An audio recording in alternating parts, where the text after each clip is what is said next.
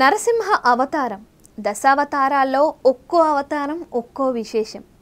అందులో మన తెలుగు నేలకు అత్యంత దగ్గరైన అవతారం శ్రీ నారసింహ అవతారం. ఆయా సందర్భాలలో ఆయా క్షేత్రాలలో స్వామి స్వయంభూగా వెలిసారని ప్రతీతి. ఆ నవక్షేత్రాల గురించి సంక్షిప్తంగా ఈ వీడియోలో తెలుసుకుందాం. అహోబిలం నవ నరసింహ క్షేత్రాల్లో ఒక్కటైన అహోబిల నరసింహస్వామి దేవాలయం కర్నూలు జిల్లా ఆళ్లగడ్డ నుంచి సుమారు 25 కిలోమీటర్ల దూరంలో ఉంది. నారాయణుడు ఉగ్ర నారసింహ అవతారం దాల్చి హిరణ్యకశిపుని చీల్చి చెండాడిన క్షేత్రం ఇదేనని స్థల పురాణం చెబుతోంది. హిరణ్యకశిపుని చీల్చి చెండాడిన నరసింహస్వామి ఉగ్ర రూపాన్ని చూసి దేవతలు అహోబలం అహోబలం అని ఆశ్చర్యంతో పొగిడారని, అందుకే ఈ క్షేత్రానికి అహోబిల లక్ష్మీ నరసింహస్వామి దేవాలయంగా పేరు వచ్చింది అని చెబుతారు. బ్రహ్మాండ పురాణంలో ఈ క్షేత్ర మహాత్యం బాగా వివరించడం జరిగింది. శ్రీ మహావిష్ణువు ఉగ్ర నారసింహ అవతారంలో స్తంభం నుంచి ఉద్భవించినట్లు చెప్పే స్తంభాన్ని కూడా అహోబిలంలో మనం చూడవచ్చు. దిగువ అహోబిలం లక్ష్మీ నరసింహస్వామి శాంతమూర్తి అయి వెలిసిన క్షేత్రం. కొండపైన ఎగువ అహోబిలం నరసింహుణ్ణి చూడవచ్చు.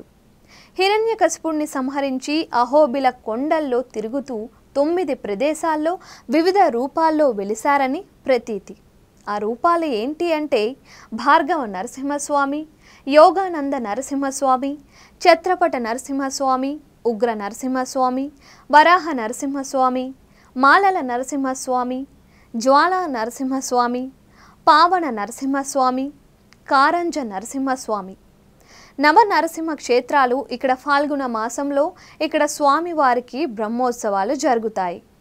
యాదాద్రి నవ నరసింహ క్షేత్రాల్లో ఒకటైన యాదగిరిగుట్ట హైదరాబాద్ నుంచి 65 కిలోమీటర్ల దూరంలో ఉంది.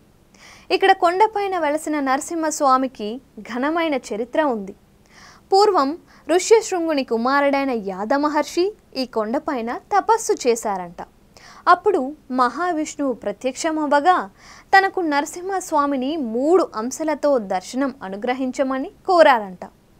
అప్పుడు స్వామి గండబేరుండ నరసింహుడు, జ్వాలా నరసింహుడు, యోగానంద నరసింహుడు అనే రూపాలలో కనిపించాడంట.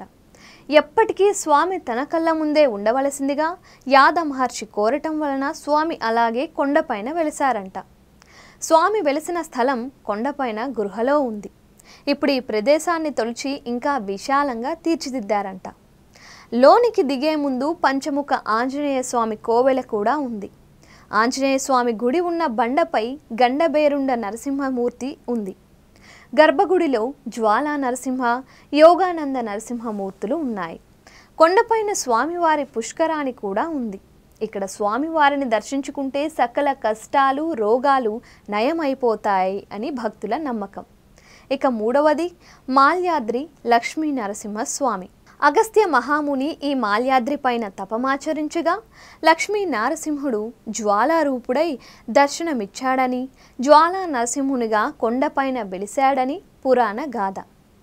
మాల్యాద్రి లక్ష్మీ నరసింహస్వామి దేవాలయం కందుకూరు పామూరు రోడ్డులో వలేటివారిపాలెం మండల పరిధిలోని ఈ ఆలయం ఉన్న కొండలు పూలమాల ఆకారంలో ఉండడంతో ఈ ప్రాంతానికి మాలకొండ లేదా మాల్యాద్రి అనే పేరు వచ్చాయి. ప్రకృతి శోభకు నిలయమైన మాలకొండ ఏకశిలా నిర్మితం కావటం విశేషం. జ్వాలా నరసింహుని పూజించిన మార్కండేయముని సమీపంలోని ఏరులో స్నానం ఆచరించారని, అదే మార్కండేయ నది అని చెబుతారు. ఇక నాలుగవది సింహాద్రి. విశాఖపట్టణానికి 16 కిలోమీటర్ల దూరంలో సముద్ర మట్టానికి 800 అడుగుల ఎత్తున గల కొండపైన వెలసిన నరసింహ క్షేత్రం ఇది. నవ నరసింహ క్షేత్రాల్లో ఇది కూడా ఒకటి. ఈ దేవాలయాన్ని సుమారు 9వ శతాబ్దంలో నిర్మించారు అని శాసనాలు చెబుతున్నాయి. గర్భాలయంలో స్వామివారు వరాహముఖం, మానవ ఆకారం, సింహపు తోక కలిగి ఉంటారు. వరాహ నరసింహమూర్తుల సమ్మేళనంలో వెలసిన ఈ స్వామిని సింహాద్రి అని పిలుస్తారు.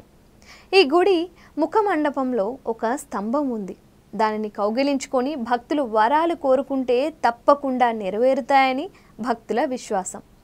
అద్భుతమైన శిల్ప సంపద, అందమైన చెక్కడాలు ఎంతో రమణీయంగా ఉంటాయి. వరాహ పుష్కరిణి కొండ క్రింద ఆడవివరం గ్రామంలో ఉంది. ప్రతి సంవత్సరం పుష్యమాసంలో స్వామివారు తన దేవేరుల సమేతంగా కొండ దిగి వచ్చి పుష్కరిణిలో ఉన్న భైరవ స్వామిని దర్శించి అనంతరం కొండకి చేరి స్వామిని దర్శనం చేసుకోవాలని చరిత్ర చెబుతోంది. ఇక 5వది ధర్మపురి లక్ష్మీ నరసింహస్వామి. ధర్మపురికి పోతే యమపురి ఉండదు అని చెబుతూ ఉంటారు. ప్రసిద్ధిగాంచిన నరసింహ క్షేత్రాల్లో ఒకటైన ధర్మపురి లక్ష్మీ నరసింహస్వామి దేవాలయం కరీంనగర్ పట్టణ కేంద్రానికి 75 కిలోమీటర్ల దూరంలో ఉంది. పవిత్ర గోదావరి నది తీరాన వెలసిన శివకేశవుల నిలయమైన ఈ క్షేత్రం శ్రీ లక్ష్మీ నరసింహస్వామి దేవాలయం. ఇక్కడ స్వామివారు యోగానంద నరసింహస్వామిగా భక్తుల కోరికలు నెరవేరుస్తూ ఉంటారు. యమలోకంలో నిత్యం పాపుల్ని శిక్షిస్తూ క్షణం తీరికలేని యమధర్మరాజు ధర్మపురి వద్ద గోదావరిలో స్నానం చేసి స్వామివారిని దర్శించుకొని ఆలయ నివాసం ఏర్పరచుకున్నట్లు పురాణ గాథలు చెబుతున్నాయి. ఆలయం ద్వారా కుడివైపున యమధర్మరాజు విగ్రహం ఉంటుంది. యమధర్మరాజుని దర్శించుకొని నృసింహుడిని దర్శించుకోవటం ఆనవాయితీ. పూర్వం ధర్మవర్మ అనే రాజు ధర్మ ప్రవక్తుడై ప్రజలందరినీ ధర్మ మార్గంలో నడిపించి 4 పాదముల ధర్మంతో ఈ క్షేత్రాన్ని పరిపాలించేవారు అని ధర్మపురి అనే పేరు వచ్చింది అని పురాణాలు చెబుతున్నాయి. 6వది వేదాద్రి కృష్ణాయోగ నరసింహస్వామి. నవనరసింహ క్షేత్రాలలో ఒకటైన నరసింహ క్షేత్రం కృష్ణా నది ఒడ్డున చిలకల్లుకి 10 కిలోమీటర్ల దూరంలో విజయవాడ హైదరాబాద్ జాతీయ రహదారిలో ఉంది. ఈ క్షేత్రంలో నరసింహస్వామి వారు 5 అవతారాల్లో కనిపిస్తారు. జ్వాలా నరసింహస్వామి, సలింగ్రహ నరసింహస్వామి, యోగానంద నరసింహస్వామి, లక్ష్మీ నరసింహస్వామి, వీర నరసింహస్వామి అవతారాల్లో దర్శనమిస్తారు. అద్భుతమైన కట్టడాలు యోగముద్రలో ఉన్న నరసింహస్వామి వారు భక్తులకు కనువిందు చేస్తారు. ఇక్కడ జరిగే స్వామివారి ఉత్సవాలు ఎంతో రమణీయంగా కనుల పండుగగా జరుగుతాయి. ఇక 7వది అంతర్వేది. పరవళ్ళు తక్కే గోదావరి నది మీద ప్రయాణం చేసి అంతర్వేది చేరుకోవచ్చు. చాలా పురాతనమైన ఆలయంలో శ్రీ లక్ష్మీ నరసింహస్వామి వెలసిన ఎంతో మహిమాన్వితమైన క్షేత్రం. త్రేతాయుగంలో రావణ బ్రహ్మను సంహరించి శ్రీరాముడు బ్రహ్మహత్య పాతకం నుంచి విముక్తిని పొందడానికి ఈ క్షేత్రాన్ని దర్శించాడని పురాణాలు చెబుతున్నాయి. అలాగే ద్వాపర యుగంలో అర్జునుడు తీర్థయాత్రకు వెళుతూ ఆగిన తీర్థం అంతర్వేది. మాఘమాసంలో స్వామివారికి కళ్యాణ ఉత్సవాలు కన్నుల పండుగగా జరుగుతాయి. ఇక 8వది మంగళగిరి పానకాల స్వామి. నవనరసింహ క్షేత్రాల్లో ఒకటైన పానకాల నరసింహస్వామి దేవాలయం గుంటూరు జిల్లా మంగళగిరిలో ఉంది. చాలా పురాతనమైన దేవాలయం ఇది.